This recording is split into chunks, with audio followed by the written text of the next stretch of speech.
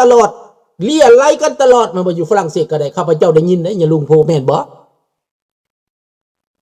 เลี่ยไล่กันลาวแดงก็มาเกี้ยกอมมาแบ่งพรรคแบ่งพวกให้เมื่อสร้างบ้านเมืองให้เมื่อสร้างวัดสร้างว่าให้เมื่อสร้างโรงเรียนเป็นความรับผิดชอบลาวอพยพเบิดเดี๋ยวนี้นะพี่น้องเอ้ยทั้งพระทั้งเจ้าเป็นน้ำเขาไปอีกบ้าไปน้ำเขาไปอีกนี่อยู่ไซมันกระปิ่งเพราะมันสันดานมันสันดานเด้มันอยากมีนา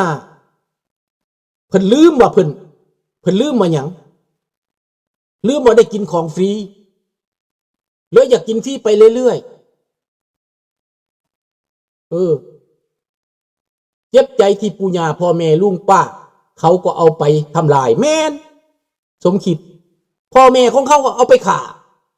เอาป้าเอาพี่เอาน้องเขาไปฆ่าตายอยู่ศูนย์สัมมนาตายอยู่ศูนย์สัพพทุก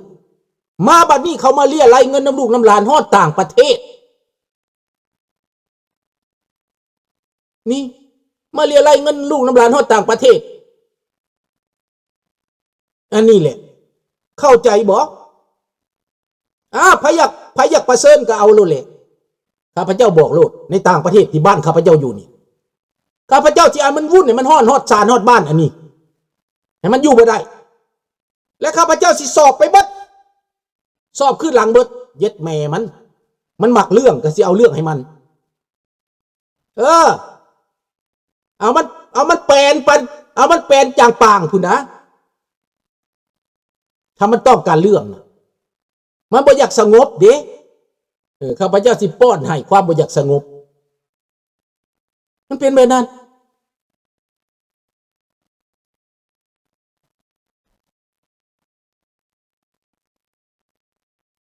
ก็แม่นจังสั่นด้วย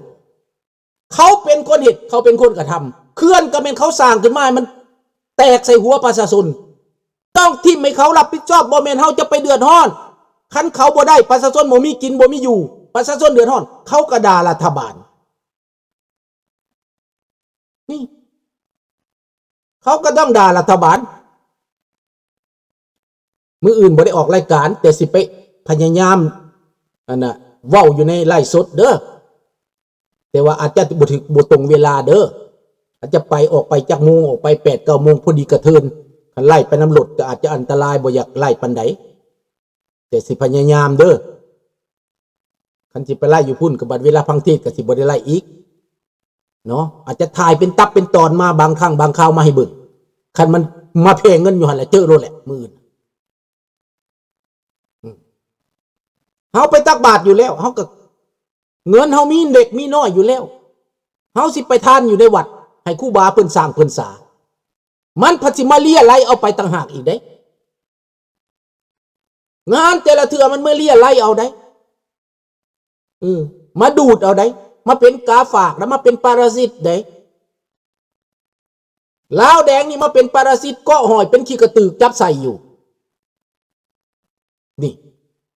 ไปอยู่บนใดมันก็จับใส่อยู่นั่นมันเกาะหอยอยู่ในใส่ดูดเลือดกินเป็นปีเป็นชาติดูดเลือดกินในคนลาวนี่มันเป็นธรรมดาเด้พี่น้องมันมาข้อขอดนำคนลาวนี่หัวโง่กะย้อมทางเงินทางซอยเหลือเพิ่นเฮ็ดไปให้น่ะทั้งที่เพิ่นก็บ่ได้หังได้มีดอกยังอยู่อพาร์ตเมนต์อยู่ก็มีคือข้าพเจ้าเว้านั่นแหละเนาะสำหรับเรื่องลาวนี่น้ำท่วมเมืองบาดาลลาวนี่นะเฮาต้องเอาให้มันเห็นชัดๆบาดนี้นะให้มันแจ้งเพราะอันนี้บ่แม่นน้ำท่วมธรรมชาติคันน้ำท่วมธรรมชาติก็แม่นว่าบ้านไผบ้านมันพ่อไผแม่มันต้องซอยถ้าเฮาซอยได้เฮาก็ซอยไปคันท่วมธรรมชาติแต่มันบ่ธรรมชาติเดี๋ยวนี้นะมันเป็นฝีมือของคนน้ำมือของคนนี่แหละบาดนี้พี่น้องมาเว้าเรื่องข้าพเจ้าได้ข่าวได้เอกสารได้อ่านเอกสารมีข่าวหัวไหลสำหรับเขมรกับไทยเป็นหน้ามือของเจกพี่น้องเจกวางแผนให้ไทยกับเขมรลบกัน เป็นเจกที่ปรึกษาเจกพี่น้องเจกปรึกษาให้เขมรสร้างเรื่องขึ้นมาเพื่อตัวเองจะได้นำทหารเข้ามาเพื่อตัวเองจะได้ขายอาวุธเพื่อตัวเองจะได้ลงมาสู่เขมรเพื่อต้านอิทธิพลของอเมริกาเพื่อให้ไทยนั้นต้องเอ็นเอียงไปหาเจกต้องซื้ออาวุธน้ำเจกเพื่อตัดตีนอเมริกาตัดต้นไม้ตัดต้นหญ้าออกจากตีนอเมริกาอันนี้เอกสารลับตัวนี้ได้เปิดเผยมาแล้วพี่น้องมันถึกหัวไหลออกมาแล้วสงครามที่เหตุไอ้เขมรกับไทยพิกกันนี้มันโมเมนต์เดียวนี้มันเป็นมาเป็น100 ปีแล้วแต่มันก็บ่ได้พิกกันมันก็บ่ได้ถึงอาวุธคนอาวุธมาใส่กันแต่ครั้งนี้นะมันห้ายแห้งกว่าเก่านั้นจนว่าย้ายบ้านย้ายเฮือนออกจาก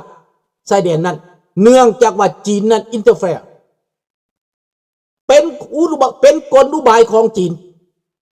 เพื่อจะให้เขมรนี่ตกอยู่ในอ้อมในอันนั้นในก้อมขี้แห่ตัวเองเพื่อจะให้ประเทศไทยนี่ต้องง้อจีนต้องสยบให้จีนแล้วเพื่อผลประโยชน์แผนการเส้นทางสายไหมแผนการครอบครองทะเลเป็นแผนการครอบครองทะเลอ่าวอันดามันและทะเลไทยระหว่างอ่าวเขมรกับไทยเป็นแผนการของจีนที่จะหาเรื่องจะนำเรือเข้ามาเพื่อต้านอเมริกาบ่ให้อเมริกาเข้ามาเขมรนี่แล้วก็จะได้ขายอาวุธแล้วคนเหล่านี้จีนจะเป็นคนไกลเกลี่ยและจะให้คนพวกนี้ตกอยู่ในเป็นลูกน้องจีนเบิดนี่เป็นแผนการของเขาอันแยบยลได้พี่น้องเป็นแผนการแยบยลข้าพเจ้าได้เห็นและเอกสารลับนั่นบ่ฮู้ว่าประเทศไทยข้าเจ้าได้ข่าวแล้วหรือยังแต่แน่นอนประเทศไทยข้าเจ้าก็ต้องได้ข่าวนี้นะ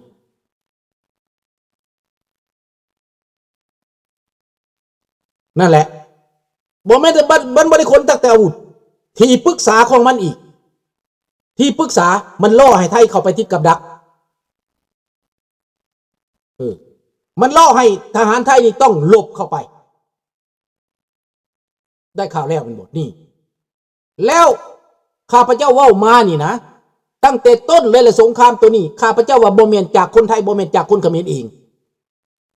เพราะคนไทยคนเขมรนี่ก็บ่ได้ถึงขั้นว่าเกลียดชังกันขนาดนั้นแต่ถึกยุยงปลุกปั่นอีกตื่นถึกอันนั้นถึกปั่นกระแส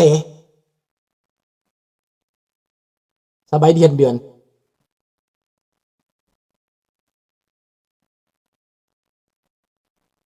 ดังนั้นมันปั่นกระแสดังนั้นข้าพเจ้าคิดว่าสงครามครั้งนี้ถ้ามันเกิดสงครามขึ้นมาถ้าประเทศไทยเสียหายประเทศไทยก็ต้องได้พึ่งจีนขอแลนไปสยบให้จีนเข้าข้างจีนเพราะว่ากับอเมริกานี่บ่ค่อยดีปานใดแล้วบ่ฮู้ว่ามันสิเป็นจังไดบ่ค่อยดีปานใดกับอเมริกากับรัฐบาลเด้ความสัมพันธ์ของรัฐบาลกับอเมริกาบ่ค่อยดีปานใดนะข้าพเจ้าไปฟังนายทหารเก่าบางคนก็เว้าอเมริกาจังซั่นจังซี่นี่แหละดังนั้นความสัมพันธ์บ่ค่อยดีปานใดดังนั้นเขาเฮ็ดให้จีนกำทั้งสองประเทศนี้เบื้องขวาก็เป็นจีนกำเบื้องซ้ายก็เป็นจีนกำบางเหียนในสงครามครั้งนี้อันนี้เป็นเรื่องที่ออกข่าวมาข้าพเจ้าไปสอดแทรกเบิ่งแล้วเห็นเอกสารตัวนี้ออกมาเผยแพร่มันสิเป็นแนวใดว่าเอกสารลับมันเป็นยังบ่ลับมันบ่แม่นเจตนาอยากเปิดเผยบ่นะอันนี้ก็เบิ่งเอาเด้อระวังจีนแล้วไปเว้าเรื่องถ้าท้องรุ่นไปเกาหลีเหนือมันไปเอาหยังมันสิได้หยังมันสิได้บทเรียนหยังบ่มีบทเรียนเลยมีแต่ความสัวซ่าลามกที่เกาหลีเหนือเฮ็ดความเป็นเผด็จการที่เกาหลีเหนือกระทำสร้างนิวเคลียร์ประเทศลาวสิเอานิวเคลียร์เข้ามาบ่นี่สิได้หยังไผสิย่านเจ้าเอานิวเคลียร์มาโลกเขาสิให้เจ้าเฮ็ดบ่นิวเคลียร์ตอนนี้รัสเซียใกล้สิจบแล้วพี่น้องอยู่ในดอนบัสอยู่ในโดเนตอยู่ในลูฮัน ประชาชนเบื่อหน่ายแล้วในใครมีน้ำกินบ่มีทหารน้ำกินบ่มี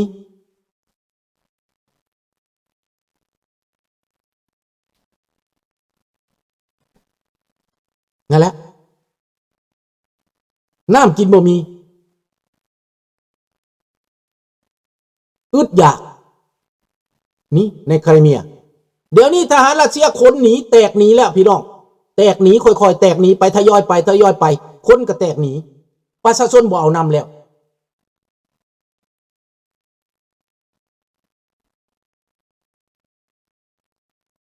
ให้ขึ้นเบิ้ง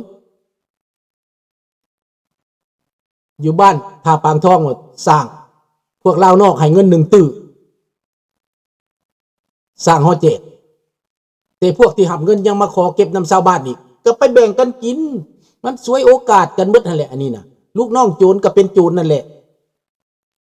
มันเป็นโจรกันเกือบเบิดประเทศผุนความคิดนั่นโมเมนต์ธรรมดาได้พวกพนักงานภาครัฐนี่นะอันนี้ก็เป็นแบบนั้นสบายดีแก้วสบายดีโมบายเด้อดังนั้นพี่น้องเรื่องนี้นะ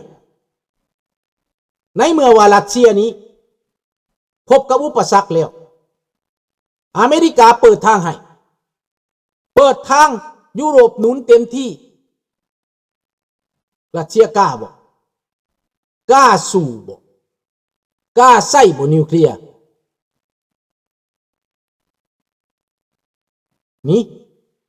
ใกล้แล้วเด้อพี่น้องเด้อเข้าไปติดตามเด้อเรื่องยูเครนรัสเซียเด้อในตอนนี้ยูเครนคืบหน้าติ๊กๆพี่น้องลุกไล่ไปท่องไครเมียแล้วใกล้สิจบแล้วใกล้สิเขายึดไครเมียได้100%แล้วพี่น้องเดี๋ยวนี้ปิดรอบเตะเข้าไปน้ำกินบ่มีทหารรัสเซียจนกินน้ำมันกินน้ำหนองเอาน้ำหนองมาต้มกินน้ำขี้ขุ่นๆนั่นนะมันบ่มีน้ำกินน่ะขนาดนั้นผู้ใดน้ำใส่น้ำอาบยิ่งนักเห็นบ่ล่ะกระยอดรัสเซียไประเบิดเขื่อนทิพย์นี่ทางรัสเซียเป็นแบบนี้แล้วฝรั่งเศสก็ยึดเรือน้ำมันของรัสเซียอีกยูเครนก็ถล่มเข้าไปในเมืองข้างมอสโกและอีก2-3 มื้อข้างหน้านี้อเมริกาอาจจะเอาอาวุธโทมาฮอคให้อีกได้ยินว่าบ่อยากให้โทมาฮอคแต่สิเอาตัวอื่นให้คล้ายๆกับโทมาฮอคหรืออาจจะก้าวหน้ากว่าโทมาฮอคก็ได้นั่นอเมริกานี่ให้แล้วนอกจากนั้นแล้วในตะวันออกกลางอเมริกากับอิสราเอลตกลงกันเห็นดีเห็นงามนำกันในการสร้างสันติภาพแต่พวกฮามาสต้องยอมจำนนปลดอาวุธแล้วก็ส่งเสลยศึกกลับคืนทั้งหมดเสียงปืนจังสิหยุดยิงอันนี้ข่าวใหม่ๆในเวเนซุเอลาในตอนนี้อเมริกาคนเรือรบคนทหารคนรถถังซาบดีวอนคนทุกสิ่งทุกอย่างเข้าไปใช้เวลาเดือนกว่าเป็นหยังจังซ่าแท้เพราะเขาใช้เวลาการจัดสรรการวางแผนวางยุทธศาสตร์เขาใช้เวลาแบบเดียวเขาเหตุสงครามอิรักคนทหารเข้าไปคนทหารเข้าไปคนทหารเข้าไปปิดล้อมเข้าไปปิดล้อมเข้าไปใส่6 เดือน7 เดือนเขาจังเกิดเขาจังประกาศสงครามแต่อันนี้ขนเข้าไปนั้นมียนต์เอเธน150 ลำB-52 4 ลำนอกจากนั้น F-35 F-18 F-15 นับบ่ถ้วนเรือรบ4 ลำ4 ลำเรือรบใหญ่ในเรือสนามบินได้2 ลำไปก่อนแล้วเรือฟริเกตนับลำบ่ถ้วนเป็น40-50 ลำแล้วปิดล้อมอยู่นั่นนี่นอกจากนั้นแล้วพี่น้องเอเธน150 ลำนี่แปลว่าหยังแปลว่ากวาดได้พี่น้องทหารที่มาเป็นเรียกเป็นลายกวาดได้เอเธนนี่กวาดสัตว์ค่ายกระมูลอุยปุ้ยลำเดียวก็พอแห้งแล้วอันนี้150 ลำคือสิจัดการถูกจุดไปเลย150 ล บ่ธรรมดาเด้